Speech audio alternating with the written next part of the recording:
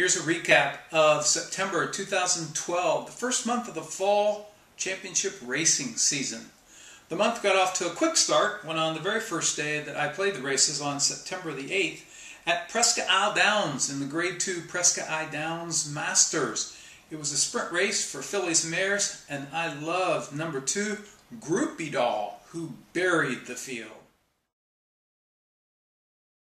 On Sunday, September the 16th, I was out at Calder for Woodbine's Woodbine Mile Day. And I had several stakes winner that day. It made for a great day. In fact, it's one of the best days I've ever had on track.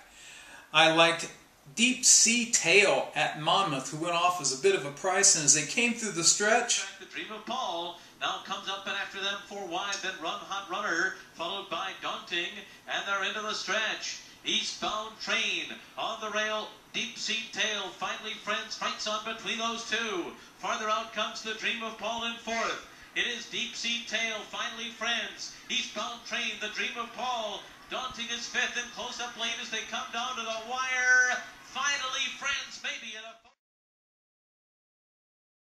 Then at Woodbine, in the first of the stakes races, it was the Grade 2 Canadian, and I like number 4, Barefoot Lady. Stars to Shine comes on at the quarter pole to take the lead. Stars to Shine.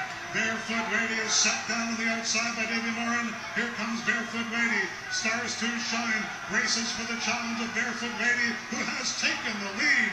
It's Barefoot Lady. All-Star Heart is closing. Far outside Capital toward the rail. Stars to Shine. Barefoot Lady and David Moran to win the Canadian. All-Star Heart was second. Stars to In the Grade 1 Northern Dancer, they were going 1.5 miles on the turf. I was looking for Wigmore Hall to repeat in this race that he'd won last year. It was time for the Grade 1 Northern Dancer at Woodbine going 1.5 miles. This is great handicapping, I thought. Last year, Wigmore Hall had shipped from Europe, running the Arlington Million, closed late, wasn't really a threat, got beat by a little over 3 lengths. Shipped to Woodbine, won the Grade 1 Northern Dancer.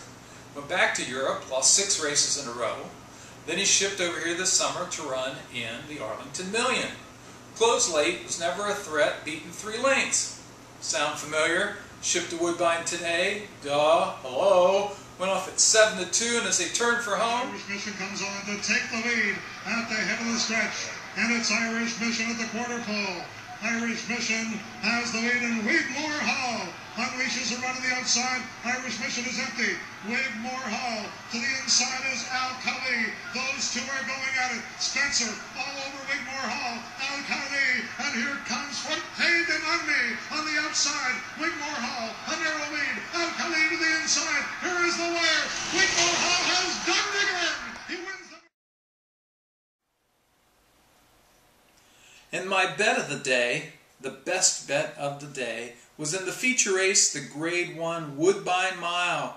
I loved Wise Dan. Drops to the inside, and Wise Dan comes on to challenge Worth That. Cityscape is set down on the far outside, and they're coming through the stretch here at Woodbine. Wise Dan is next to the rail. Cityscape in an all-out drive to the outside. Worth That could not stay with the front two, and it's Wise Dan under a hand ride. Now Johnny Velasquez shows up the whip by 16th of a mile. Wise Dan, a jaw-dropping performance to win the Rico Woodbine Mile. Hunter's Bay was second, Cityscape third, and Riding the River was 4th.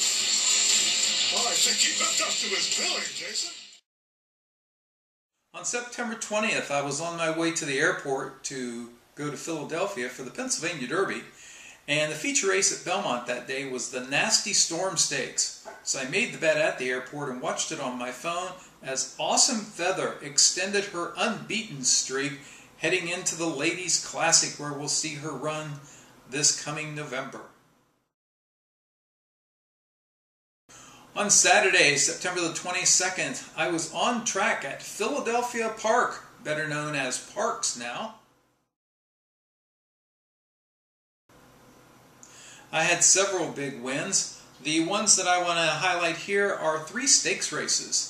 The first stakes win I had on the Philadelphia Derby undercard was in the Alphabet Soup Handicap, where I went with number 2 Philly Ace, and oh, it was so close on the wire.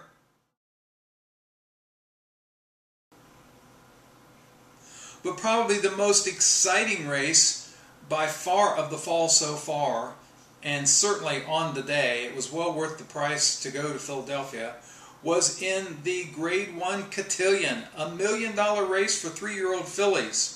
Everybody was all over questing who had 2 back-to-back wins in front-running fashion at Saratoga, but not this guy. I went with My Miss Aurelia, the 2-year-old champion from last year that we'd seen at Churchill Downs on the Breeders' Cup. I just really thought My Miss Aurelia was set to run a big race. Mike Watchmaker had published an article in the Daily Racing Form.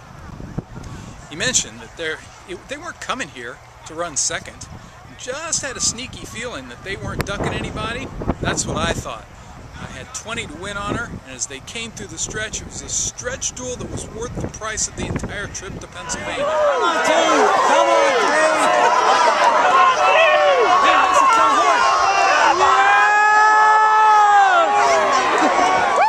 My Miss Aurelia, today's best, 560, unbelievable.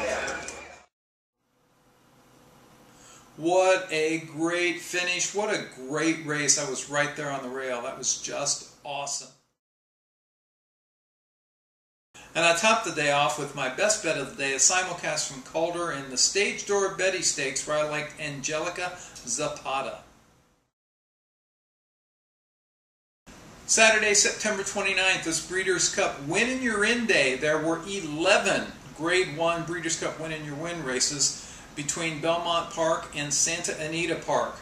I scored on five of them. The first one was in the Grade 1 Belle Dame, a prep for the Ladies Classic where I liked Royal Delta. I was hoping everyone would bet It's Tricky, but Royal Delta went off as the 4-5 favorite, and as they turned for home... Champion in action, Royal Delta striding past the 8th pole with a super effort here this afternoon. It's Tricky was no match for Royal Delta today, geared down to a triumphant victory here in the Belle Dame, winning by 8 lengths. She could have won by much more than. Impressive. Then in the Grade 1 Jockey Club Gold Cup, it was a prep for the Grade 1 Breeders' Cup Classic. My selection, a bit of an upset, was Flat Out, who went off at 9-2 and in a stirring stretch duel. Stay thirsty, still there. But here comes Flat Out on the outside, and Stay Thirsty, who's hanging on bravely. Stay Thirsty down inside, and Flat Out, who comes with the last gasp lunge to win. Oh yeah, paid $9.40. I got back almost $50. Then the scene shifted out west to Santa Anita, where the first of the Breeders' Cup Win in Your In Stakes races was the Grade 1 Chandelier Stakes for 2-year-old fillies, a prep for the juvenile fillies. My pick, my co-best bet of the day, was Executive Privilege. Even though she was trying 2 turns for the first time and dirt for the first time, her connections felt she'd be much better at a route of ground, and man were they right. In the 9th race, my selection was Marketing Mixed in the 1.25 mile Rodeo Drive, a Grade 1 turf race serving as a prep for the Filly and Mare Breeders' Cup Turf. Marketing Mix trailed the fast-running front runners heading into the far turn, but as they hit the turn, Marketing Mix made her move. Let's go Cheyenne now by a length, but they're starting to come after her. Here's Marketing Mix, and Marketing Mix is absolutely cruising up to them now. Marketing Mix takes the lead. City to City in the pink is hooked wide, but coming gamely after them as well. My GGN behind that, they come for home now, and it is Marketing Mix kicked away. Marketing Mix, yes, Nay Reed coming on a late run in the centre of the track. Marketing Mix, Nay Reed chasing gamely, but Marketing Mix just playing too good. Much the best. And then it was time for my bet of the day. It was the feature race, the Grade 1 Awesome Again, going 9 furlongs on the main track. My selection on the rail, number 1, Game On Dude. He looked to be tons the best. He just needed to get off the rail. He was tracking the 40+1 long shot on the turn. Rafael Bejarano said go, and... Trippers on the outside. They are homeward bound, and Game On Dude being confidently ridden, just given his head and tap on the shoulder, and he strides home gamely. Nunez running a very willing one from second, but Game On Dude is in front 3 lengths, and he's in a class of his own. Game On Dude and Rafael Bejarano again powerful as they storm home to win it easy. Oh yeah, it was all over. The last stakes race of the month I scored on was on Sunday, September the 30th. It also has Breeders' Cup implications. The race was the Grade 2 Matron, a 6-furlong sprint at Belmont for 2-year-old fillies. My selection, the odds-on favorite, Kauai Katie. And as they hit the far turn, jockey Rosie Napravnik gave her a little nudge. Just behind them, it's Seasoned Warrior, the field turning for home. Rosie Napravnik has not asked Kauai Katie for anything yet, and now just a cue, and she's gone on her way to lead here by 3-4 lengths. Kauai Katie running away from them.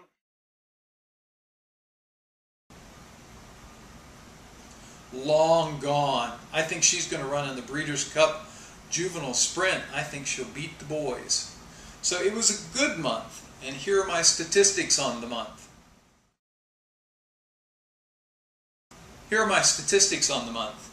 I bet 127 races and won 43 of them. That's a 33.8 winning percentage, and that's awesome.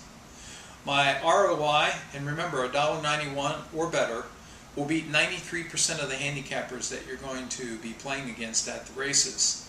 I cashed in with over $1,300 in winnings, and my ROI was $1.96 for every $2 that I bet. Almost broke even.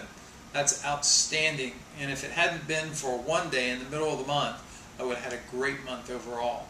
So now it's on to October. October we have the opening of the Keeneland meet, the last of the Breeders' Cup preps, and then the first weekend of November will be the Breeders' Cup.